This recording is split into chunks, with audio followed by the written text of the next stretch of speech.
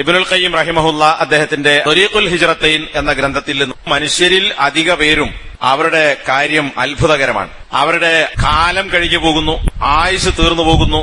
ഹൃദയമാകട്ടെ അള്ളാഹുവിനെ മനസ്സിലാക്കുന്നതിലൂടെ ലഭിക്കേണ്ടുന്ന ഈ പരിമളത്തെ ആസ്വദിക്കാൻ കഴിയാതെ അതിന്റെ മുമ്പിൽ മറയിടപ്പെട്ട അവസ്ഥയിൽ അവരുടെ ഹൃദയങ്ങൾ കിടക്കുന്നു. അപ്പോൾ ഒരു സത്യവിശ്വാസി കണ്ടെത്തേണ്ടുന്ന ആത്മാവിന്റെ പരിമളം എന്ന് പറയുന്നത് അള്ളാഹുവിനെ മനസ്സിലാക്കുന്നതിലൂടെയാണ്. എന്നാൽ അത് ലഭിക്കാതെ അതിന്റെ മുമ്പിൽ മറയിടപ്പെട്ട അവസ്ഥയിലാണ് മനുഷ്യരിൽ അധിക പേരുടെയും ആയുസ് തീർന്നു പോകുന്നത്.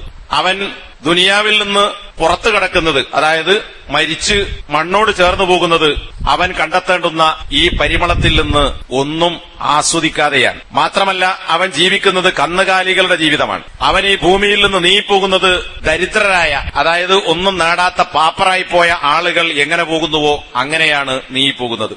അതുകൊണ്ട് തന്നെ അവന്റെ ജീവിതം അതൊരു കഴിവുകേടായി, അവന്റെ മരണമെന്ന് പറയുന്നത്, അവന്റെ പരലോകമെന്ന് പറയുന്നതും അത് വെറും സങ്കടവും ദുഃഖവുമായി മാത്രം അവശേഷിക്കുന്നു. അതായത് പറഞ്ഞതിന്റെ ചുരുക്കം, അള്ളാഹുവിന്റെ നാമവിശേഷണങ്ങളെ കുറിച്ച് പഠിച്ച് ഹൃദയത്തിന് ജീവനും അതിന്റെ പരിമളവും നേടാൻ സാധിക്കാതിരുന്നാൽ അങ്ങനെ മരിച്ചുപോകുന്ന ഒരു മനുഷ്യനും കന്നുകാലികളും ഒരുപോലെയാണെന്നർത്ഥം.